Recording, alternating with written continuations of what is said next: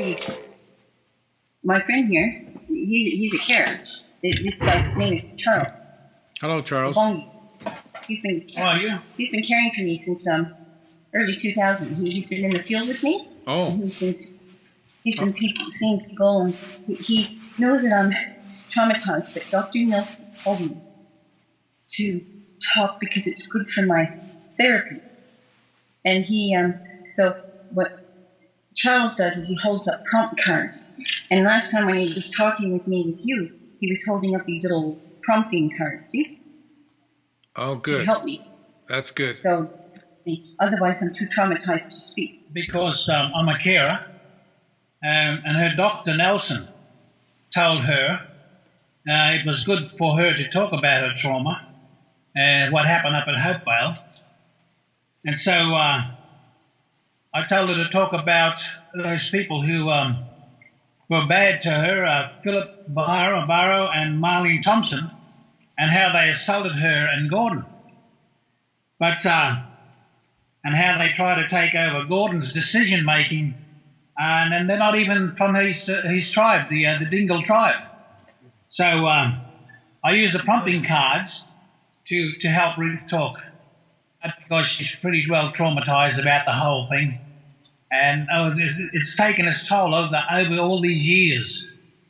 And so, as I said, we have these little prompt cards, and then we'll tell her what to talk about and how about the police and the judges and the government. They can stop her or stop you in your therapy and from talking about her trauma. Yes. All right? Charles. Yes. Good English name. Bobongie. Sound like a bell? Sound like a bell? It means man of tomorrow. It's come from the Solomon Islands, my dad, my grandfather. But my mother is Aboriginal from Cape York. So I have a mixed background. That's why I can work with Gordon pretty good. Oh yes, I've seen a lot of things happening where assaults with Ruth, and what they've said to her, you don't get out of this effing land, we'll cut you with this big knife he had in his hand, and or even we'll kill you. They've said that to her. I was there and I heard it all. And so, I mean, what do you think? How is this going to... It takes its toll. And you're too frightened to answer the door because you don't know who's coming. And we always stipulate that anybody who does come here must have it in writing so we know when they're coming. Otherwise, unexpectedly, it could be quite traumatic. Seen all these things happen over the years. Gordon's been threatened and with taking your land from you, and that's what they've basically done anyway. And you know, we're going to get all your money. So that's happened already, and we are trying to get back what we can with Ruth, working hard, very hard, and getting. And also we are getting traumatized as well. But that's got to happen, I think, because then we can talk about it as the truth comes out. What are you trying to get back? Well, we're trying to look for some land for Gordon and get his dignity back, brother, to feel the soil between his toes as he goes walking in the bush. You can't do this here in a flat. It's four walls, nothing, and it's killing him. And you know that. You've been roaming all your life, and all of a sudden you're stuck in between four walls.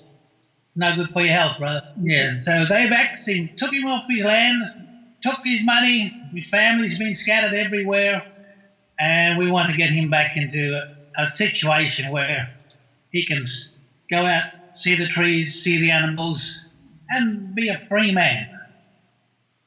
And even though Noel Pearson's dispossessed him, he won't pay any money for land outside of Hopevale and Cooktown.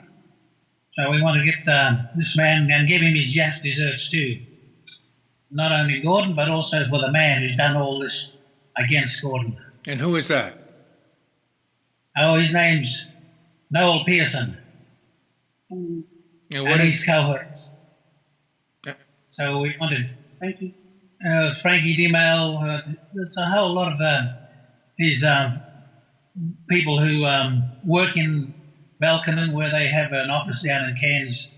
So we just wanted to see this man see Gordon get justice in his old age as he's getting older. What has Noel Pearson done to him? He's broken his heart, broken his spirit by taking all this thing away from him, his own land, his where he grew up and where he lived all his life, and trying to put him into Congress camp. Well, he doesn't want that. He wants to be by himself, to make his own self-determination and to live how he wants to live, not as the government wants everybody to be cooped up and not being able to say your own free will, your own mind, speak your own mind, because if you don't do that, are you the boss? No, you're not. You're being told by what everybody else wants you to say. And he wants to be that way that no one tells him what he has to do. That's right. And there's about 1,000 to 1,500 people in his clan. They're all dispossessed, brother. And we need to rectify this great injustice that's been coming for the last 30 years that's came on to Gordon here. And so when we see the big change, the big swing around, and that he can be able to do his own thing, be free, say what he wants to grow over here, what he wants to do over here. I want to have tourists come in here and look at all these things and, make his own plans. He doesn't have to sit down there in a Congress, but the government wants everybody to sit in there and be cooped up and you can do that now. Oh, you can do that now. That's not having freedom in life, like anyone else does. Gordon Charlie and he's in the Dingaal clan, 1,500 people. We need to see them settled. And, they talk about reconciliation. Well, wow, this is nothing like reconciliation. This is so much injustice to this family that this is what we want to do, to see this happen with Gordon. Well, I think because of all the atrocities that have happened up there, we will have to look outside and freehold land somewhere where they can develop on his other tribal land. So it won't be there in that community of Hopevale. But he'll be the man that makes all the decisions. And that will be something that up to now, because he's the elder, this has never happened. And once he can assert his authority again, not by other people coming in and pushing him out, they've come in and taken over and receiving all his financial things assessments that are supposed to come to him. They've taken it all. And nothing has happened with the tribe in any financial matters or anything like this.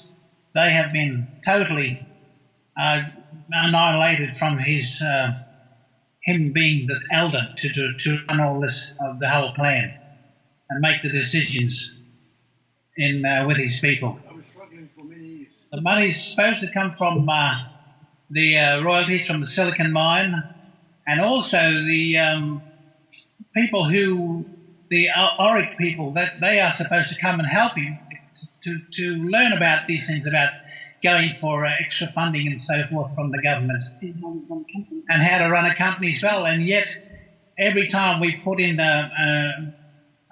please come and help, we don't get any response. And they advertise themselves anywhere in Australia, we'll do this for you. And it never happens. So, if you can understand living like this for the last 20, 30 years, how would you like it? Auric is people who actually the registration of Indigenous corporations. So that's what the registrar of the corporations, and even the one that we set up with Gordon, with Ruth here, we've had a request for them to come, and they haven't. And we've requested for training and governance and all those things, and money for Congress too hasn't even arrived. The money that Congress has got, he has not received any of that as the elder. But ORIC, the registration of Indigenous corporations, they have not even showed their face. But we've got they have come, but it's been in a negative way and not even in a positive way by helping around with Gordon and his family and the clan. Yes, they came here to create stress amongst the directors by telling them if they don't get their reporting in 2 weeks' time, they would face a $21,000 fine under the CATSI Act, Aboriginal and Torres Strait Islander Corporations Act. And that's much more strict of a fine than under the normal corporations law for European people. And it's really terrible. And the name of the corporation that Gordon and Charles and others have set up for the Charlie family and displaced members, see, many of the displaced members can't get to who they are because of fear for their life. Yeah. So they've had to remain in hiding and not be assertive for their land, and that's why we really need international help. Dingaal, Yuramawara Dingaal Aboriginal Corporation. And we've been asking Congress, the Congress up there to put $2 million into his account. Nothing has come. But the $2 million, some $6.5 million in state royalties were paid to Hopeville Congress Aboriginal Corporation and trusts like Eurotrust. And when Gordon's new corporation wrote to them, they refused to answer the letters, and they say they spent all the money. And there's the 4 tribes of Cape Flattery that are supposed to get it. And it's just, and we're being laughed at. So the minute we tried to go to the police, I was then served with a summons to appear in court right after I went to the police to report the fraud. They want to shut my voice up. Yurawara Dingaal Aboriginal Corporation. Yurawara. Yes, the royalties do come from the Mitsubishi Silicon Mine, Cape Flattery, and it does go into the Hopevale Congress, which basically does not come back to Gordon because his land, the mine is right on his land, and he does not receive anything. We have a corporation now, so we think that we should pursue the matter more because as a corporate body, we can claim the funds for the corporation. Yeah, we do have separate rights here. And this is what we'll be pursuing if we can get some more support. I am actually one of the directors, and the way you could contact us is we can give you a phone number to contact me, and the number is 011 61 447 178 329. Because the Dingaal themselves should be elders, but the Act allows for other Aboriginal people to assist. And this is why Gordon and the people are demanding the government produce governance training to help with self-governance for the people. And they've been knocked back. First of all, they said they're going to do it, and they're knocked back. And this is why when I was providing some assistance, I was just traumatized by what the government did to me. They didn't want me helping to train people. So it's really a battle for them to have self-determination. And when the people have been writing letters to the government to ask for their portion of royalties to be paid to their corporations, they've been ignored.